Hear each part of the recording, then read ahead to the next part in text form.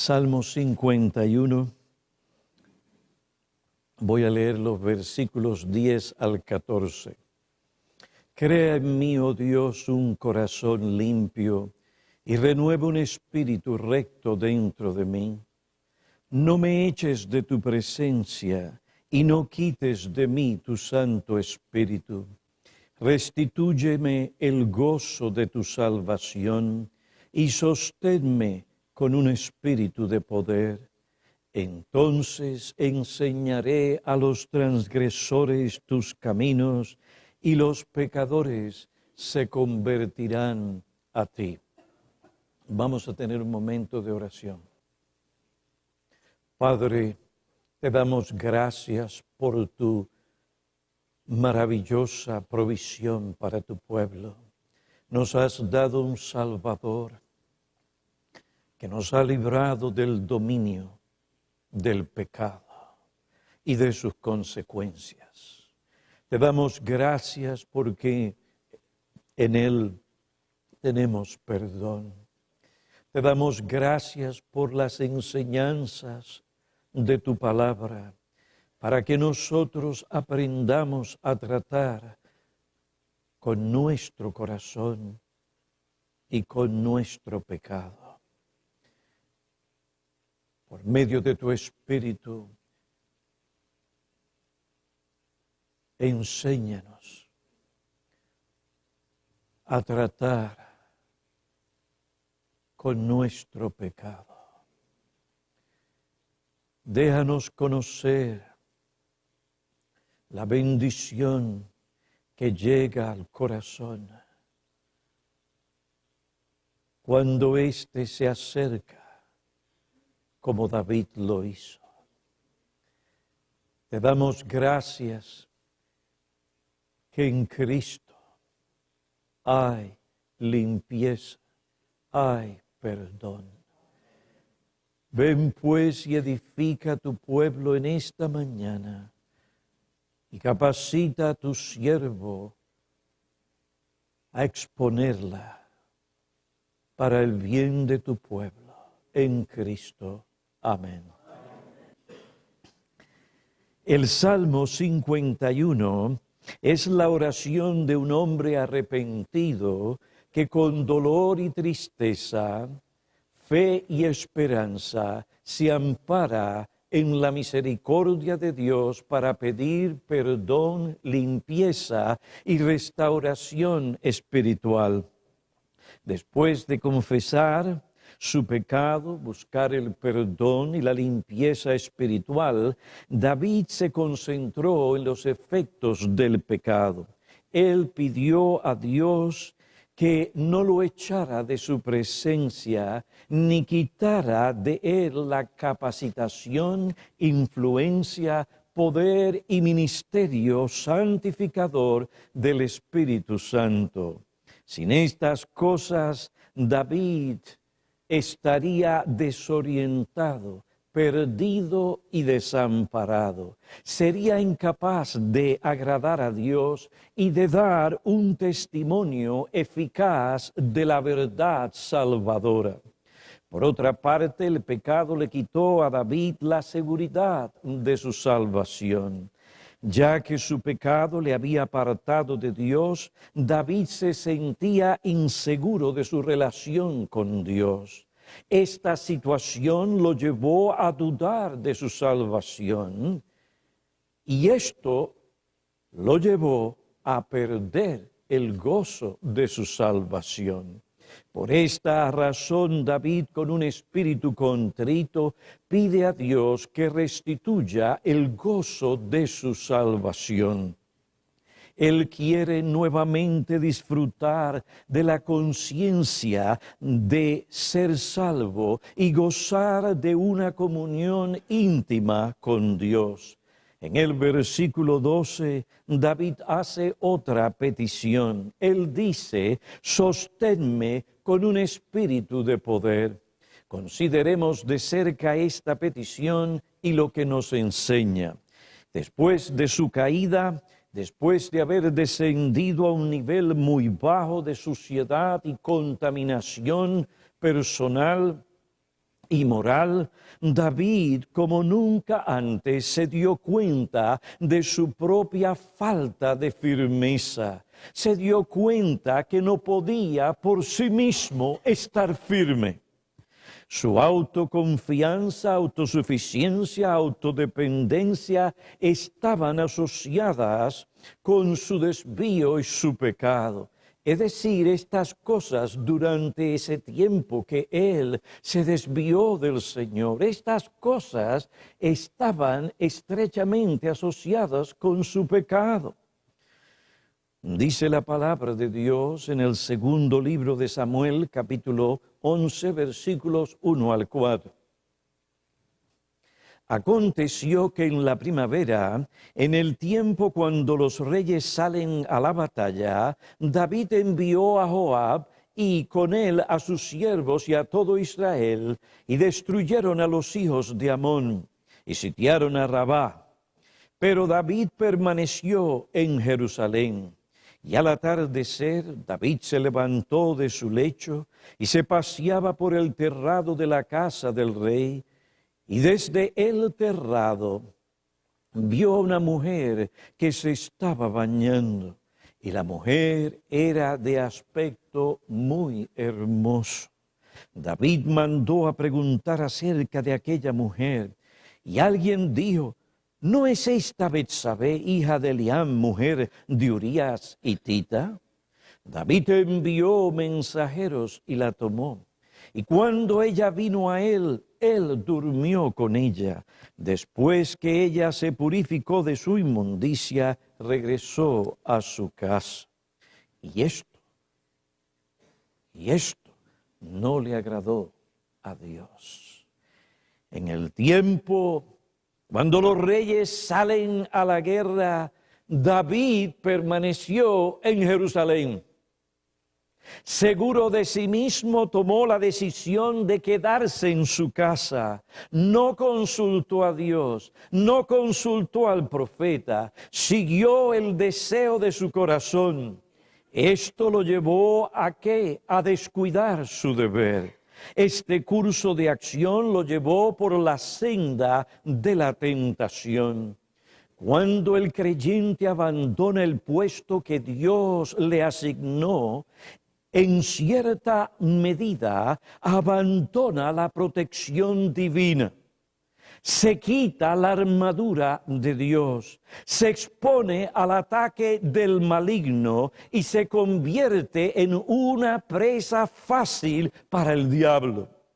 Alguien dijo: el diablo encuentra trabajo para las manos ociosas. Matthew Henry observa: el agua estancada acumula suciedad. La cama de la pereza a menudo resulta en la cama de la lujuria.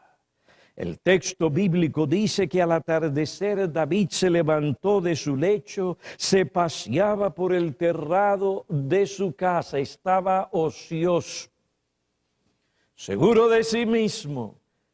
En su prosperidad se dijo: no seré conmovido. Y mientras estaba en aquel lugar, vio a una mujer que se estaba bañando. En vez de dirigir sus ojos inmediatamente hacia otra dirección, siguió contemplando la vanidad. ¿Para qué? Para disfrutar del momento. Esto obró de tal manera que David se vio planificando su encuentro con Betsabé. David no siguió el ejemplo de Job, que dijo: hice un pacto con mis ojos. ¿Cómo podía entonces mirar una virgen?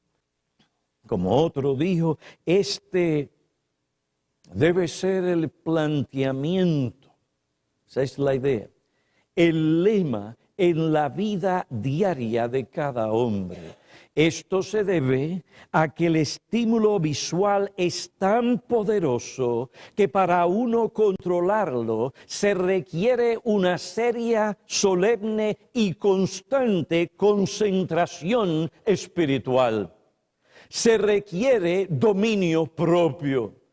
Solo Dios puede fortalecer y sustentar estas gracias en el hombre de Dios, en el creyente. Pero si el creyente se aparta de Dios, se aparta del puesto designado por Dios para seguir sus propios caminos y depender de sus propios recursos, el creyente, como David, caerá. David confió en su propia sabiduría, confió en sí mismo para enfrentar la vida, para enfrentar la tentación. Sus acciones revelan una confianza carnal en su persona, revelan autosuficiencia y autodependencia. David se sintió firme. Su prosperidad, posición, logros, privilegios, le impartieron un aire de autoconfianza y de seguridad, cosas sumamente peligrosas, y estas cosas lo apartaron gradualmente, pero seguramente, de Dios. Esto lo llevó a la ruina espiritual. Se olvidó de la divina advertencia. El que cree que está firme, tenga cuidado que no caiga. David creyó que estaba firme. ¿Y qué sucedió? Cayó. ¿Y cómo cayó? David permaneció en Jerusalén, descuidó su deber, seguro de sí mismo no buscó al Señor. ¿Qué hizo el Señor? Dejó que David siguiera el curso sugerido por su autoconfianza, por su autosuficiencia. ¿Tú quieres seguir ese camino? ¿Tú crees que puedes estar firme sin mí? ¿Hacer y deshacer sin mí? ¿Tomar tus decisiones sin mí? ¿Enfrentar la vida sin mí?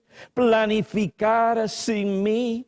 ¿Guiar tu vida sin mí? ¿Gozar de la vida sin mí? ¿Sentirte satisfecho sin mí? ¿Tener éxito sin mí? Entonces te dejaré seguir el deseo y el curso de tu corazón. Y ya ustedes saben lo que pasó. Se vio en los brazos de otra mujer que no era su mujer, era la mujer de otro.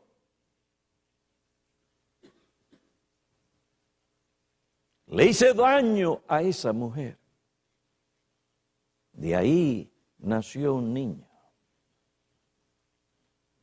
Para tratar de esconder o de encubrir lo que había hecho, se entregó a un mundo de intrigas. Hizo lo malo delante de Dios. Mandó indirectamente a matar al esposo de aquella mujer. ¿Hasta dónde puede llegar el creyente cuando se aparta de Dios y se siente seguro de sí mismo?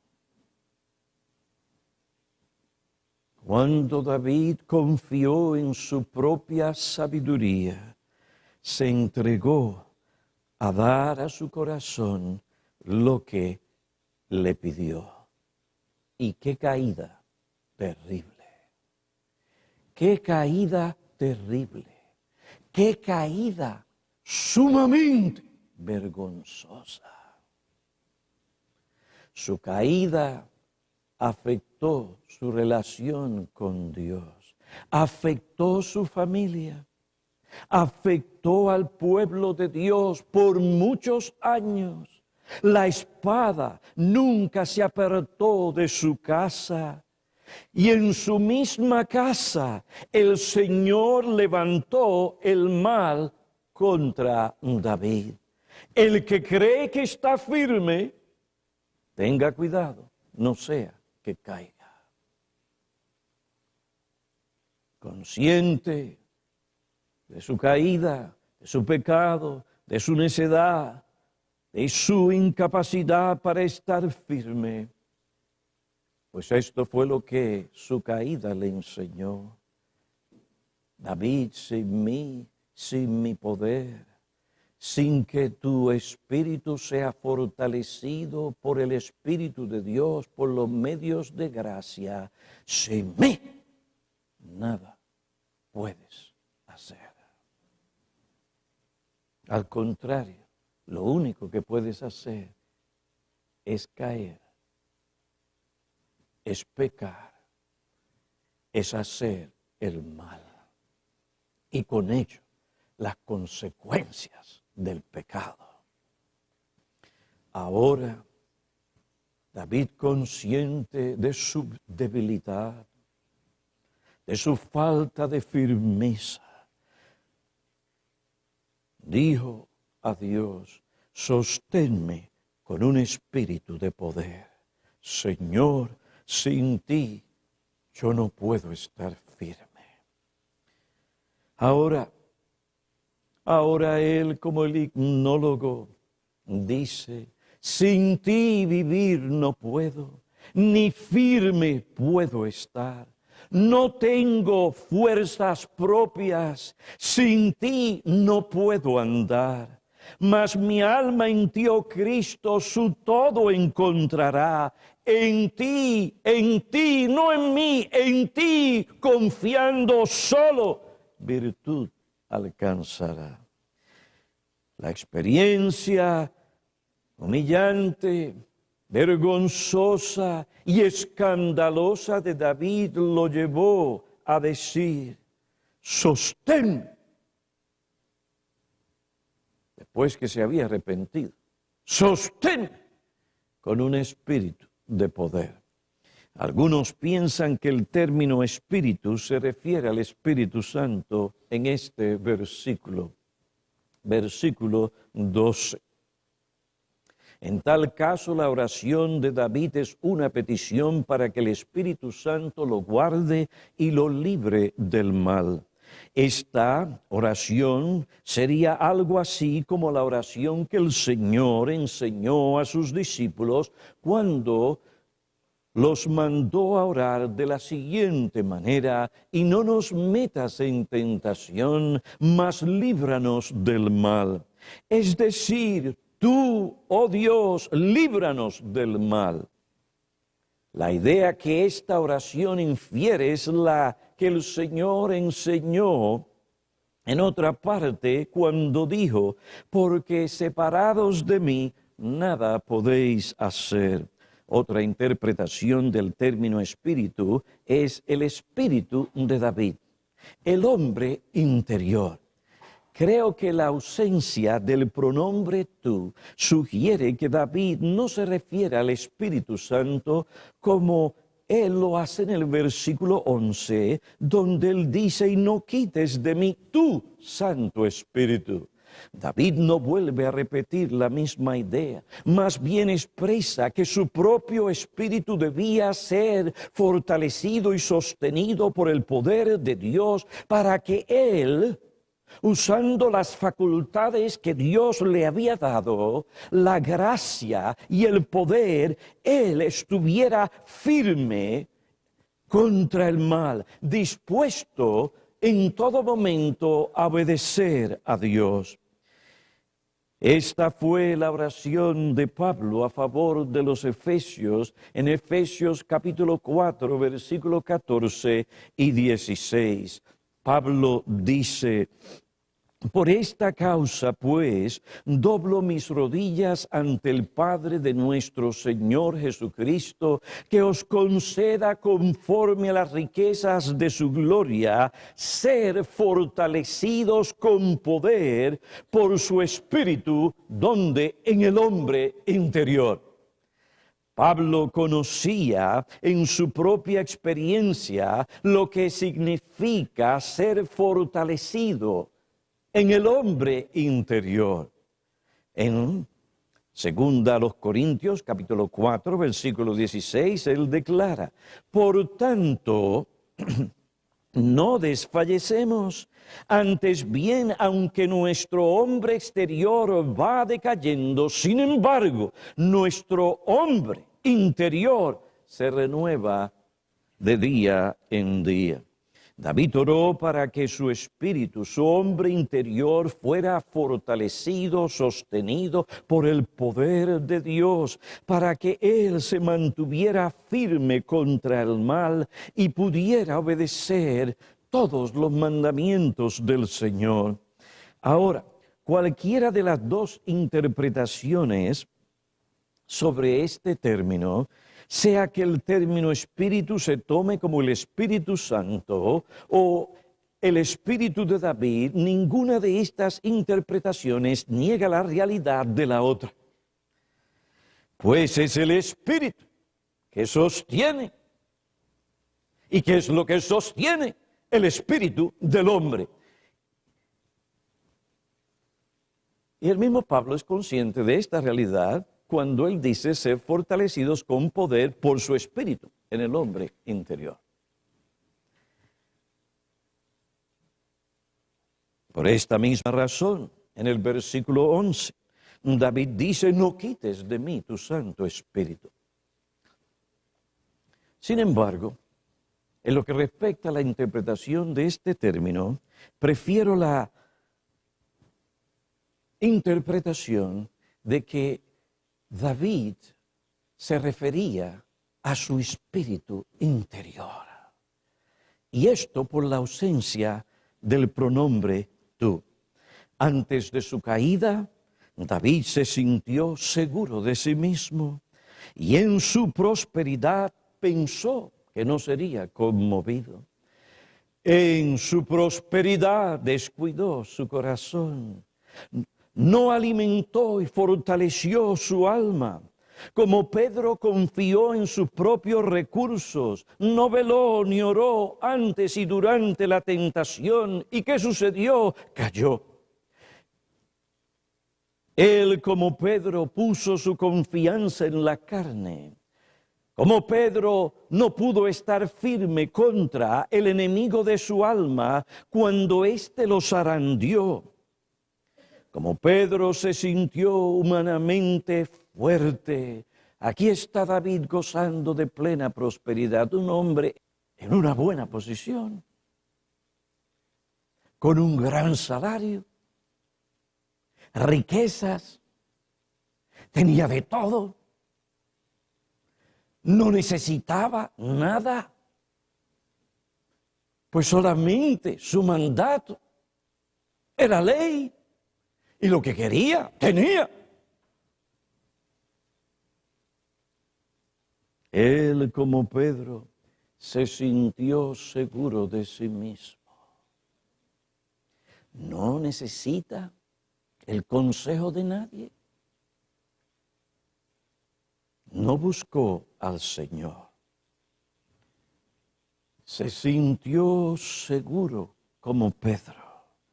Y aunque el Señor le dijo a Pedro que Satanás lo había reclamado para zarandearlo como a trigo, Pedro le dijo: Señor, yo estoy dispuesto a ir contigo tanto a la cárcel como a la muerte.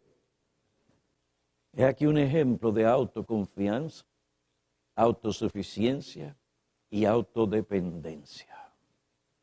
Señor, yo estoy dispuesto a ir contigo. Se olvidó de lo que el Señor le había dicho.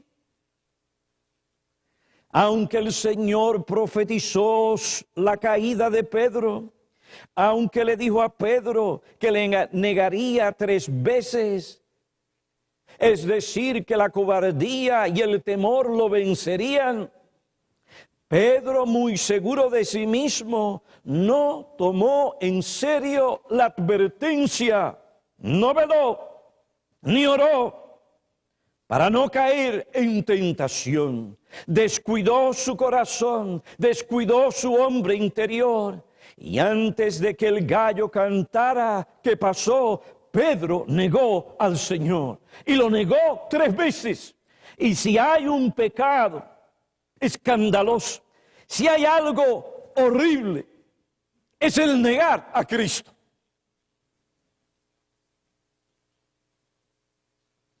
El Señor se volvió y miró a Pedro. Y Pedro recordó la palabra del Señor. Y saliendo afuera, lloró amargamente. Esto en parte es una de las consecuencias del pecado. Ahí llegan los que confían en sus propios recursos, su propia sabiduría. Ahí terminan los que se sienten autosuficientes, que dependen de sus propias fuerzas, que no sienten ni tienen ese sentido de urgencia de la necesidad de orar y perseverar en la oración.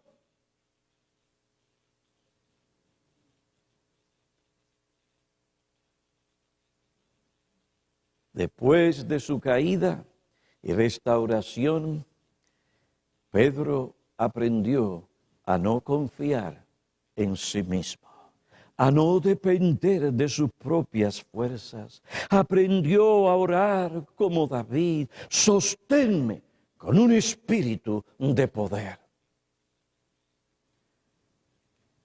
Más adelante, cuando él escribe su primera epístola, en el capítulo 5, Pedro dice: sed de espíritu sobrio, estad alerta. Yo sé lo que les estoy diciendo. Sed de espíritu sobrio, estad alerta. Vuestro adversario, el diablo, anda al acecho como león rugiente, buscando a quien devorar. Pero resistidle firmes en la fe. Hay que resistir firmes en la fe. Pero uno no puede estar firme si su espíritu, si su propio corazón, si su hombre interior no es fortalecido por el poder, la gracia, la luz del Espíritu de Dios. David aprendió también la lección y oró: sosténme con un espíritu de poder. Aprendió y aplicó las palabras del Señor: velad y orad para que no entréis en tentación. Sí, el espíritu está dispuesto, pero la carne es débil. Si somos débiles, nuestro hombre interior debe ser constantemente fortalecido y sostenido con un espíritu de poder.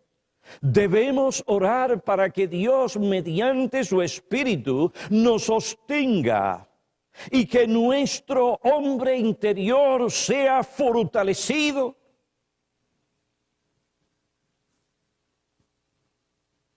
Esta debe ser una de nuestras preocupaciones principales.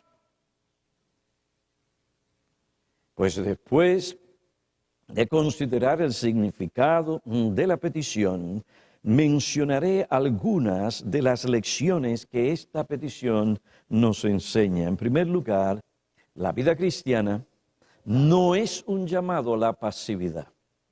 La vida cristiana no es un llamado a la pasividad.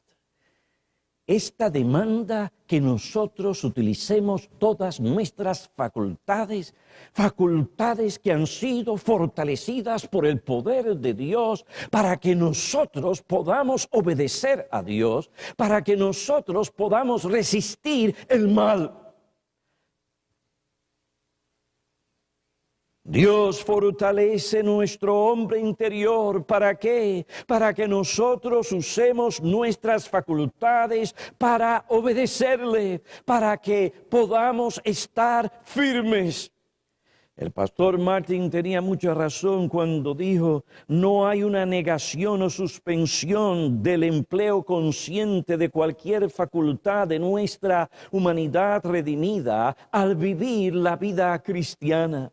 No es un asunto de una varita mágica y de momento algo sucede. No es simplemente algo así porque sí, no. Y nosotros pensamos que la vida cristiana es algo más o menos así. Yo oro mi varita mágica y después, ¿qué hago? Me siento, estoy tranquilo y no tengo que hacer nada más. No, hermanos. ¿Para qué es que Dios fortalece nuestro hombre interior? ¿Para qué Él fortalece nuestras facultades? ¿Para que las usemos? Tales cosas no son negadas por la presencia del Espíritu de Dios. Al contrario, el Espíritu es el que nos capacita a usar tales facultades. Y esa independencia de Dios, ocupados en nuestra salvación, consciente de que Él está obrando en nosotros y del poder de su gracia que ha fortalecido nuestro espíritu interior, que nosotros podemos estar firmes, podemos resistir el mal, podemos enfrentar la vida con todas las tentaciones que vienen con los problemas, las dificultades. Vuelvo otra vez a la cita. No hay una negación o suspensión del empleo consciente de cualquier facultad de nuestra humanidad redimida al vivir la vida cristiana. No era el Espíritu quien tenía que mirar los ojos de David para que mirara en otra dirección. Eso le correspondía a David. Eso te corresponde a ti. No quedarte ahí ante esas imágenes que muchas veces se quedan grabadas consciente o inconscientemente. Son instrumentos poderosos para despertar la codicia, la lujuria en nuestro corazón. Dios nos fortalece para que usemos las facultades dadas para que nosotros le obedezcamos. No esperes que del cielo va a venir algo y de momento te va a hacer así, mira. No. Bueno, a veces Dios en su providencia tiene misericordia y nos da un batazo con algo, pero generalmente no es así. Eres tú, pero no tú solamente confiando en tus recursos, sino siendo fortalecido por el poder de la gracia de Dios. Aquí está, hermanos, la victoria sobre el mal, sobre el pecado y sobre el diablo. Si fallamos aquí, si ignoramos esta enseñanza, caeremos. No habrá progreso en nuestra vida espiritual, no habrá progreso en nuestra santidad. No hay una negación o suspensión del empleo consciente de cualquier facultad de nuestra humanidad redimida al vivir la vida cristiana.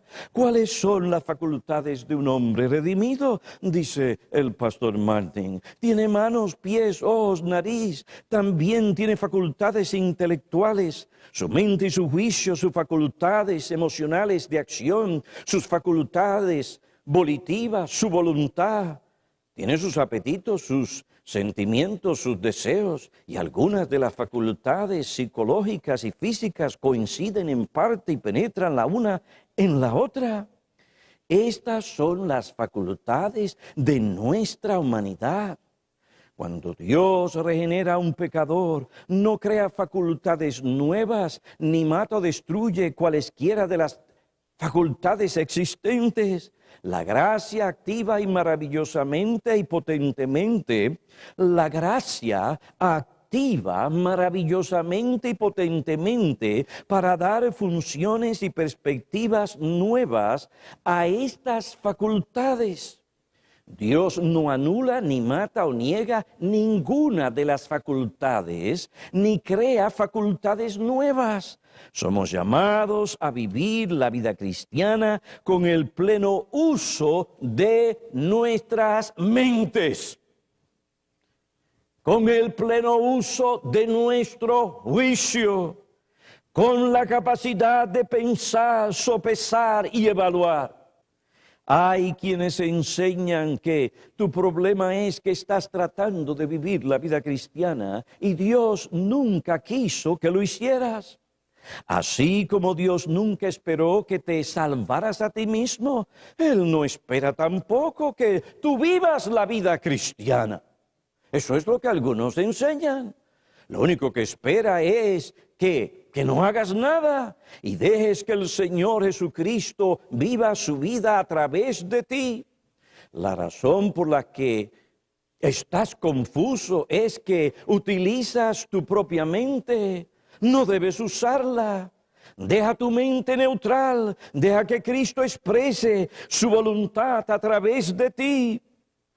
Esto puede sonar muy espiritual, pero de hecho es una parodia de la enseñanza bíblica. ¿Cuál es el error de todas estas teorías? Pasan por alto el hecho de que en la Escritura Dios dirige todas nuestras facultades con mandatos que hemos de cumplir. Poned la mira en las cosas de arriba, Colosenses 3:2. ¿Quién se supone que ha de hacer esto? El creyente. No el Espíritu por el creyente, sino el creyente. Esto es algo que el creyente debe hacer deliberadamente en obediencia a la palabra de Dios. Si tu mano derecha te es ocasión de pecar, confía en Cristo que mora en ti para que Él haga lo que tú tienes que hacer. No. Si tu mano derecha te es ocasión de pecar, córtala y échala de ti. Tú tienes que hacerlo.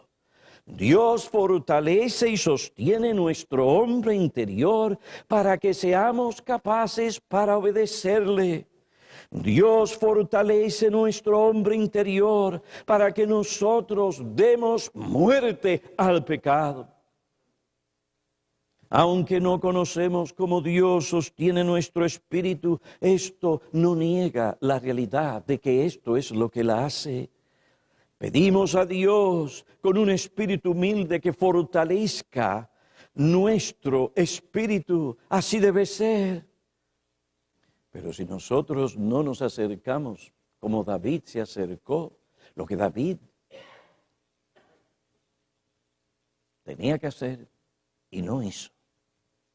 Pero ahora arrepentido, entendiendo este asunto con mucha más luz, él clama: sosténme con un espíritu de poder. Y nosotros tenemos que orar de esa manera. Y Dios escuchará al corazón contrito, humillado, que sinceramente desde lo profundo de su corazón clama: Señor, en mí no hay fuerzas propias. Sin ti yo no puedo estar.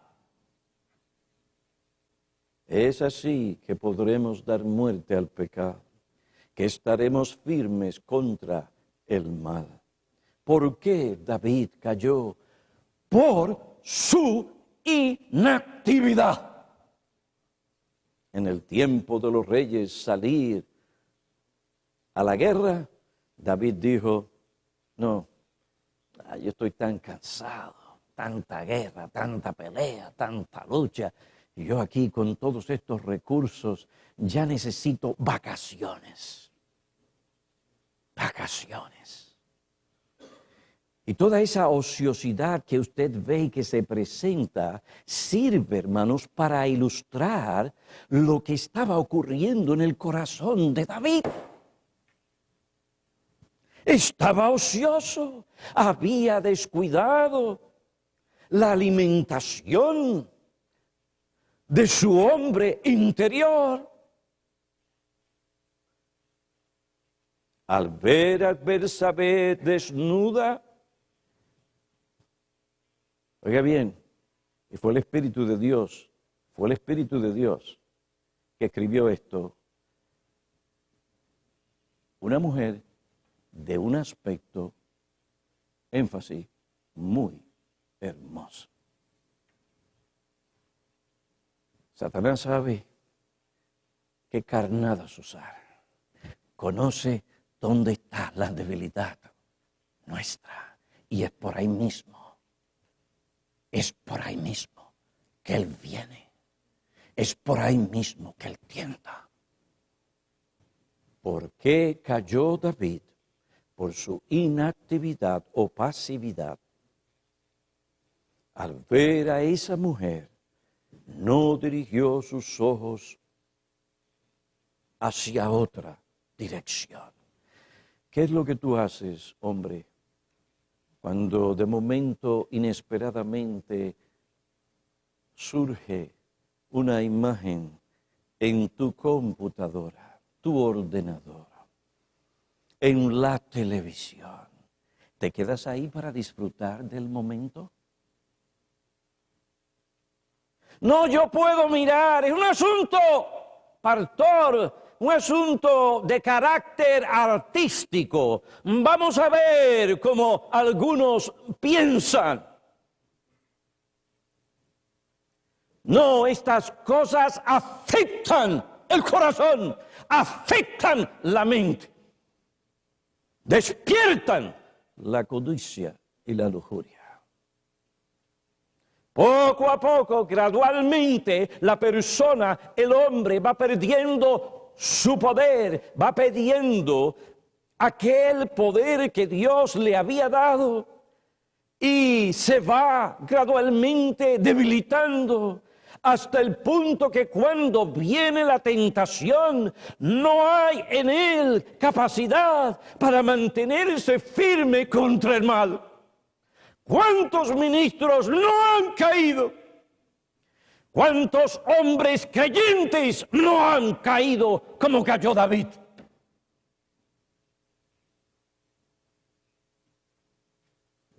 David no clamó a Dios, no dio muerte a su pecado, no fortaleció su espíritu. ¿Hasta dónde a veces Dios tiene que dejarnos llegar para que entendamos en lo profundo de nuestro corazón que si Él no fortalece nuestro espíritu, no podemos estar firmes? La vida cristiana no es un llamado a la pasividad. En segundo lugar, la vida cristiana requiere el poder sustentador del Señor. Requiere constantemente el poder sustentador del Señor. No se puede vivir la vida cristiana sin este poder. Sansón, David y Pedro fueron fuertes por el poder sustentador del Señor, pero en el momento que carecieron o les faltó ese poder, por su descuido o desvío o por su ociosidad, estos hombres cayeron. Oiga bien, David cuando cayó no fue un jovencito, fue un hombre hecho y derecho.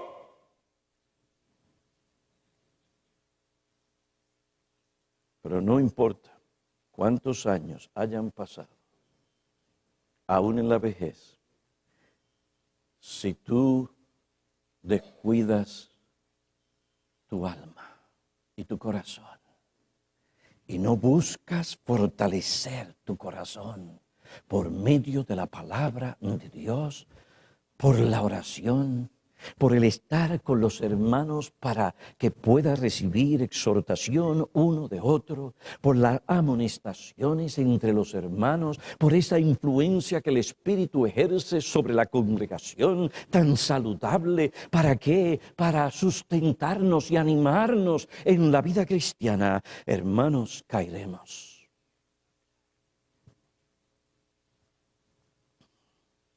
Estos hombres cayeron. ¿Por qué? Porque se confiaron en sí mismos, se sintieron autosuficientes, autodependientes. Cuando llegó el momento de obedecer a Cristo, sostener sus convicciones y principios, fueron incapaces de hacerlo. El progreso, la felicidad, la victoria no se encuentra en la senda de la autoconfianza, autosuficiencia y autodependencia. Y nosotros, hermanos, debemos estar alertas. Esa clase de enseñanza que anima a los hombres a confiar en sí mismos, a sentirse autosuficientes. Esa enseñanza predomina y prevalece en nuestra sociedad. Y si nosotros no nos cuidamos, comenzaremos a hablar de esa manera.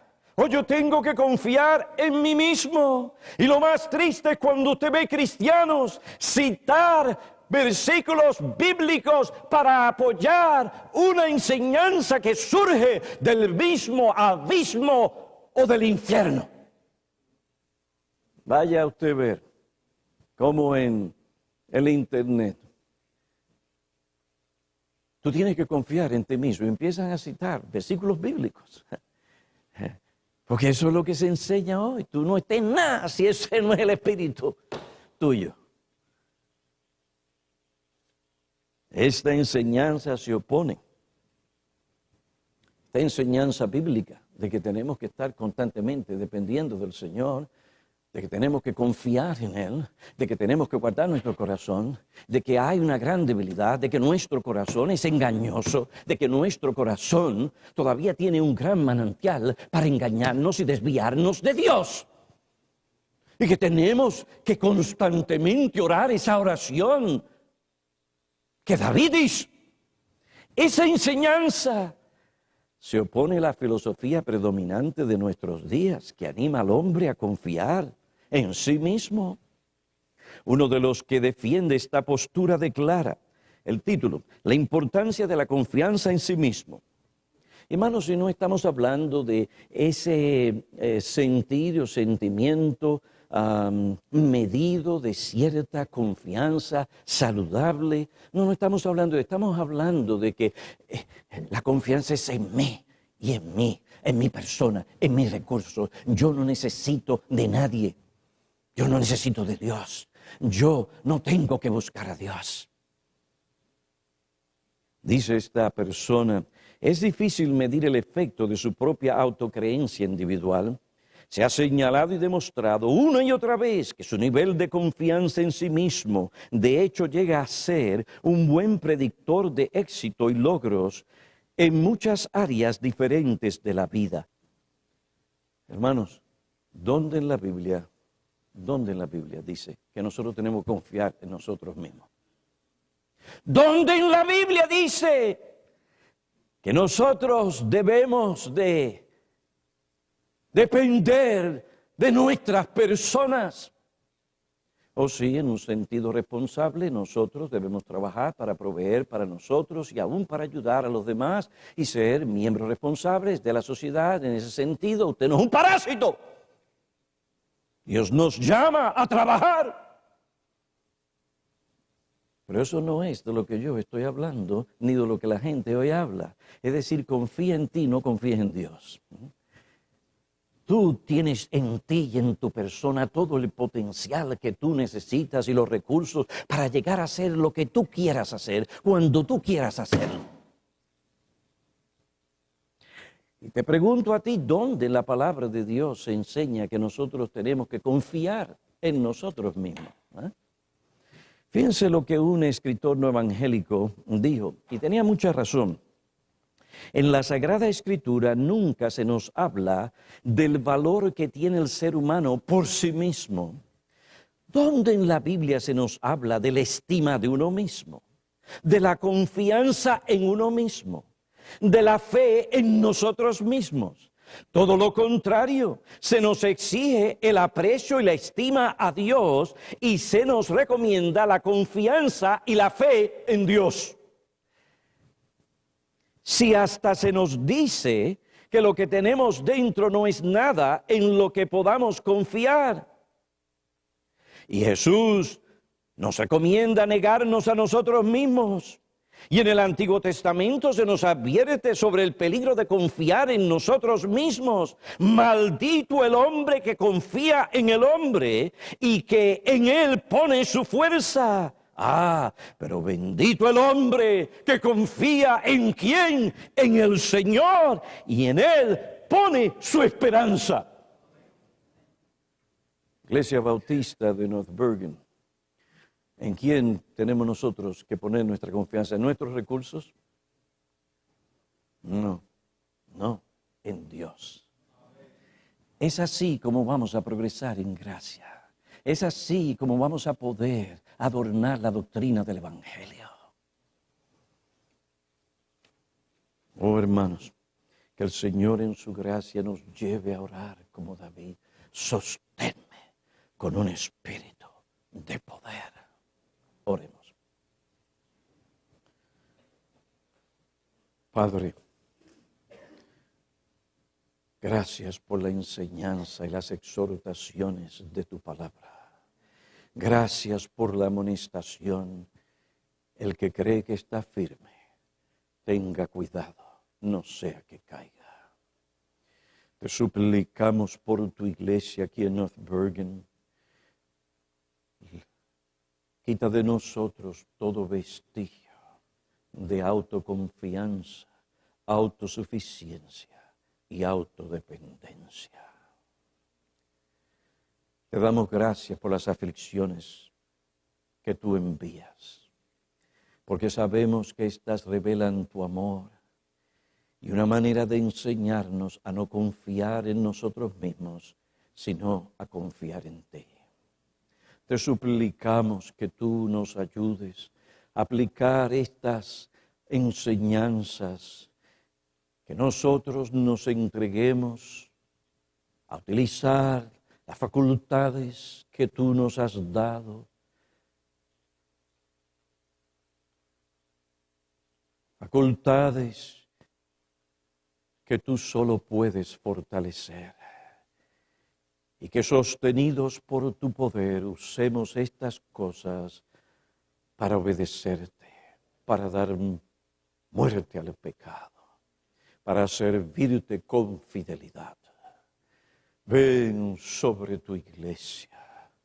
En Cristo te pedimos estas cosas para la gloria de tu nombre, el bien de tu iglesia, y para que como iglesia e individuos podamos sostener tu verdad y podamos entonces afirmar con gran seguridad creada por tu Espíritu: enseñaré a los pecadores tus caminos. Enseñaré a los transgresores tus caminos, y los pecadores se convertirán a ti. Perdónanos cuando hemos descuidado los medios de gracia, cuando hemos hablado como Pedro lo hizo, cuando nos hemos entregado a la pereza. Ten misericordia, perdona nuestro pecado y te suplicamos, sosténnos con un espíritu de poder. Esto te lo suplicamos en Cristo. Amén.